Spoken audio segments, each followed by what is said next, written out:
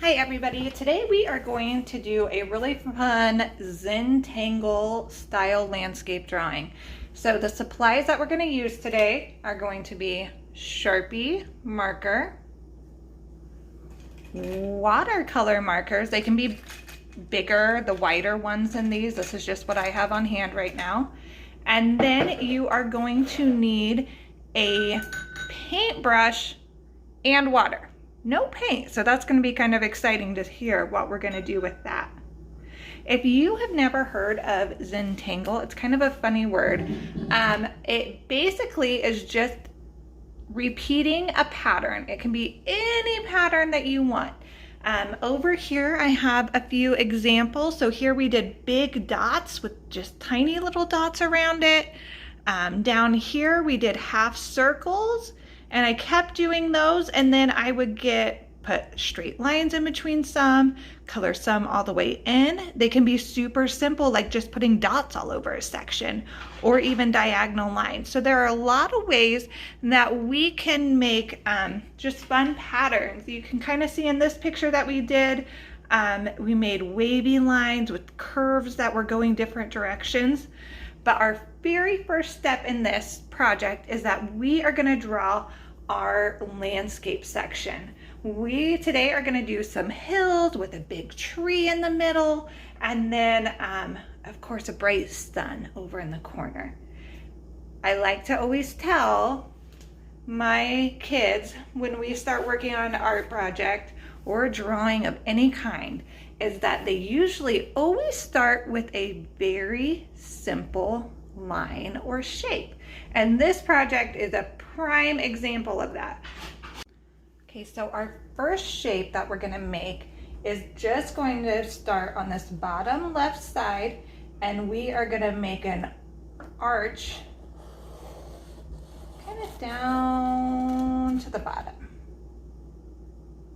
Pretty simple, right? Now we're going to continue to do the exact same thing, except for we're going to make this one arch up just slightly higher than the one that we just did. Now we're going to make this simple lines to make the trunk of our tree. So we're going to start about 3/4 of the way up our picture, and we're going to make a slightly curved tree, and then make a matching one on the opposite side. So look, we already have 2 hills and the trunk of a tree.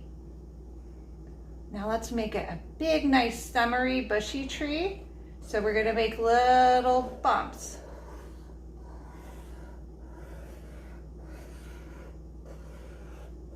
And so we meet back up to our tree trunk. I'm sure you guys are doing a fantastic job. Now, our final step in doing the outline drawing is we are going to go over to a corner. It can go on either side, whatever you would like to do, and we are just going to draw a half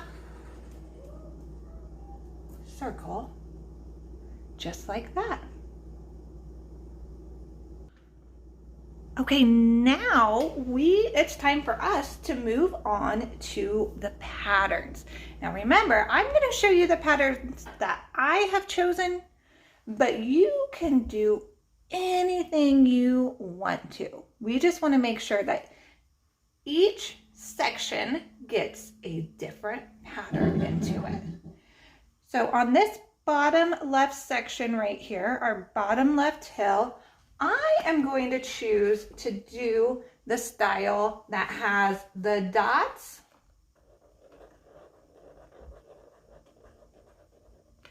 and then the tiny dots around it. And if I'm along an edge, I can even do it like half the dot is running off the page, and then put tiny dots around it.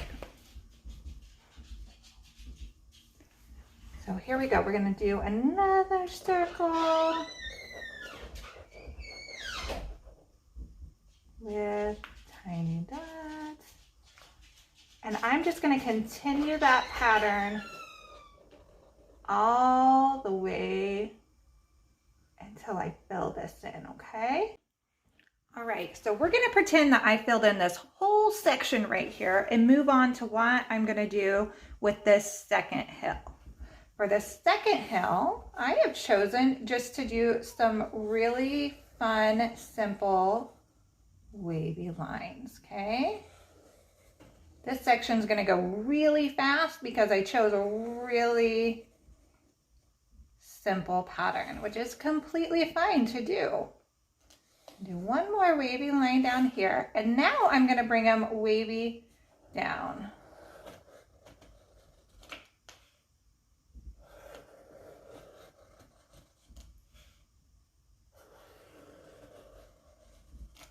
Perfect, just like that, and that's it. That's all I'm going to do. I'm going to slide this picture up a little bit closer now.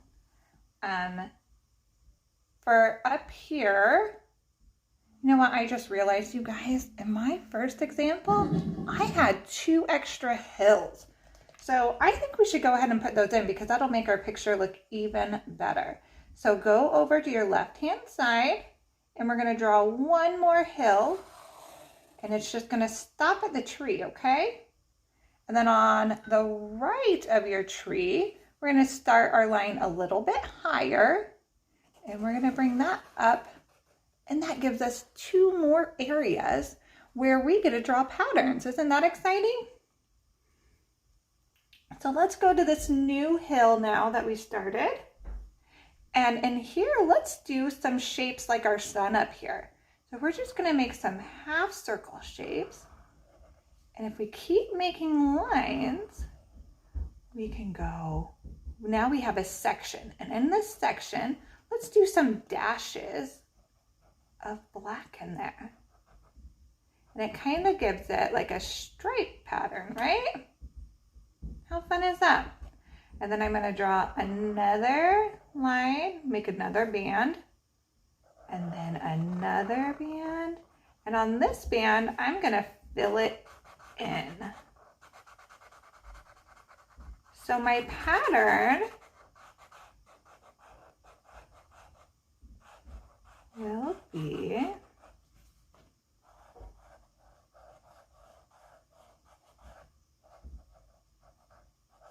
we go, just fill this in real quick. So my pattern will go white stripe, white section, stripe section, white section, black section. And then we'll do that again. So then I'll go white section. And then when we draw our other line, that will become our striped section. That's if you just choose to do this one, which you don't have to. Art is all about how you think it looks the best. Okay, so then a striped section you choose, and then we would do another white section. And then our next one would be black. And we're just going to continue that pattern all the way down. Okay, over on, again, we're going to pretend that I filled that whole piece in.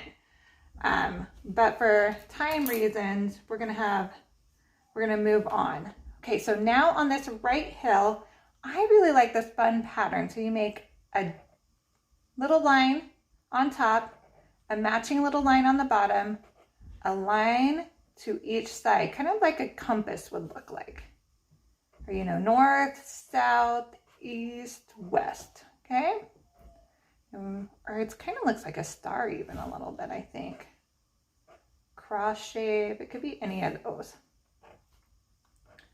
And we're gonna do those all over, and then in between them, I like to put a little dots. It's just kind of a fun way. So that's what I'm gonna do on that hill. And then I'm gonna finish that up in a minute, but let's move on to our tree trunk. I love to draw swirls. They are so much fun. So on the green part of our tree, I am gonna just draw some fun swirls, just randomly all over, okay? And then again, in between those swirls, I'm just gonna do some dots. kind of create lots of different space. On the tree trunk though, I'm going to do diagonal lines down. Oh, that one got kind of wonky. Did you see that? That's okay, because we're just having fun and creating. Okay, and then every other diagonal down, I'm gonna put 3 dots. I'm really liking dots in this picture. Can you tell? Seems to be lots of dots going on. Okay, so every other one, we're just gonna sit there and put a few dots, okay? Go ahead and fill in that whole trunk, and don't forget to fill in your whole tree with the swirls and the dots or whatever pattern you choose. Up for my sun up here, I am just gonna make some more rings, kind of like we did here, but the opposite. And instead of doing any stripes or anything, I'm just gonna make random ones like thicker. So we're gonna go just like this, okay? And like I said, just randomly, however you want to. Okay, so right now, what your guys' step to do is go ahead and fill in all of your shapes with the patterns and then pop right back in. So hit pause right now and then hit play once you get that all done, okay? All right, friends, hopefully you got all of your patterns in. You are gonna see that I switched things up a little bit. This was actually a drawing that I did before I drew mine with you guys. And on this one, my son was on the other side of the paper. And I made, what else? Oh, my squiggly lines were a lot closer together on this one. So you will see some differences and I don't want to confuse you. Now we are going to get ready to use our markers and our paintbrush and water that I was talking about.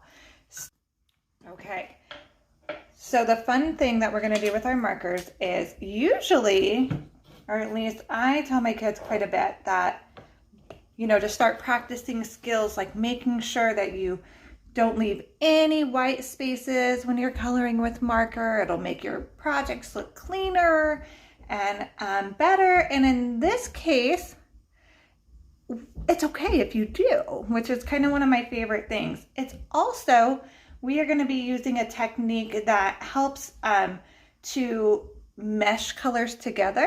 So that way, if you say want to use like a darker color, like I'm going to use kind of an orangey, golden yellow here. And then on, I'm going to get that all colored in.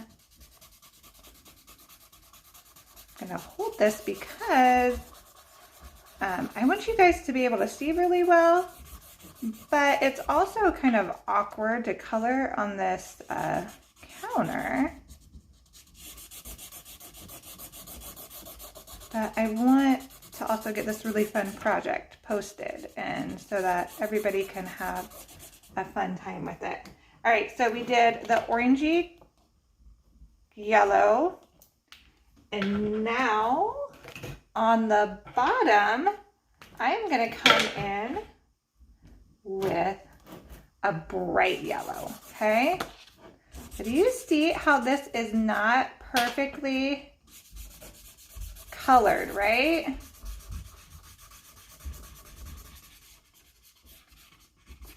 What happens, I dropped the lid, which I'll pick up in a minute, when I take my paintbrush that is dipped in water and we spread over it, because this is watercolor markers, they will make the colors will move, kind of like when you're using watercolor paints, very similar.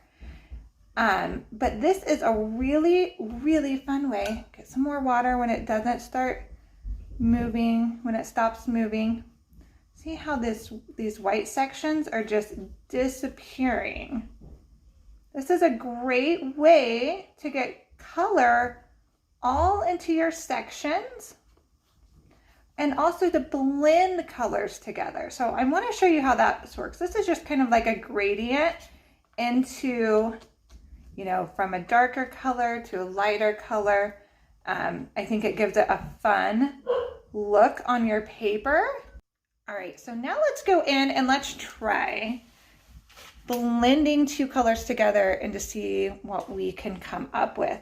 Now, maybe you guys have played with your primary colors and making secondary colors. Maybe you haven't. I think more important than anything, this is just a great way to see what colors are friendly with each other. Because some colors, they really aren't. Like, they don't like each other too much, and they'll turn into like a mucky brown color. But our primary colors will go well. So if you take blue here, and we take it with, I'm going to choose the yellow again. Since I already did some yellow, I'm just going to keep up with that, the other one. Okay, so you may already be able to you may be getting a hint already what color this is going to go into if you don't already know. But all right, hopefully you guys can all still see this okay. Sorry that I don't have the best setup. This was kind of just a spur of a moment. Like, I think kids need to be having some fun, and drawing is just a great way. I'm going to go over this with some more blue just to make sure that it's really going to have the effect that I want it to, but it's still not perfect by any means. There's still some holes and some gaps in it, and that's okay. All right, now we're going to come in with some blue. There my dog goes again because he is super excited and playful right now, apparently. Just what one of my kids popped in to tell me. All right, see how those gaps are just starting to disappear like magic, huh? And what else we get to notice is that where our blue and our yellow meet, we're getting this really neat green color. And then that will fade into, once we get down here, just yellow. So you get to make this gradient color just by using two colors, two markers, and a little bit of water. All right, so I want you guys to go through, and again, just like we did different patterns in each section, I want you to play with some different color combinations. Primary colors, so if you use your red, blue, yellow, try those in different combinations and see what you get. Like if you put red and blue next to each other, what will happen? Or red and yellow, or am I missing any combination? You guys will have to let me know if I'm missing a combination in there. Okay, everyone, now I hurried up and I finished my project off screen, so that way I can kind of walk through some different ways that you can use the colors together. I know I told you to try to mix different colors. We can put our reds and blues, but I just also wanted to show you, like here we did a darker to lighter color. Here, like I showed you before, we blend the two colors together, so they have a green section here. On this one, I chose to do orange in the middle and then red around the outside. This one was our blue to red, which if you notice right in the middle there, we get a nice little purple color. In the tree trunk, I just scribbled in a little bit darker shade in the middle and then scribbled that lighter green around the outside of it. And then when I went over it with the paintbrush, it just spread it all together and gives it a real cool depth to it. Kind of did the same thing as this one here. And then in our sun up here, I just went yellow over it and then did some streaks of orange in. And then when we put the water, again, it just kind of makes your color kind of spread out. So instead of those crisp lines, it just kind of flows it. And then for the background, I just scribbled lightly, scribbled all over with a light blue color. And then, so this side went on a little bit darker. You can see more of the streaks there. But this side really kind of spread out cool. So that is really all there is to it. And I hope that you guys take the time, show lots of vibrant colors, have some fun, do whatever patterns you want to in there, and post a picture of your work. And you can tag Keeping Up with the Joneslings in there. I will try to put a link.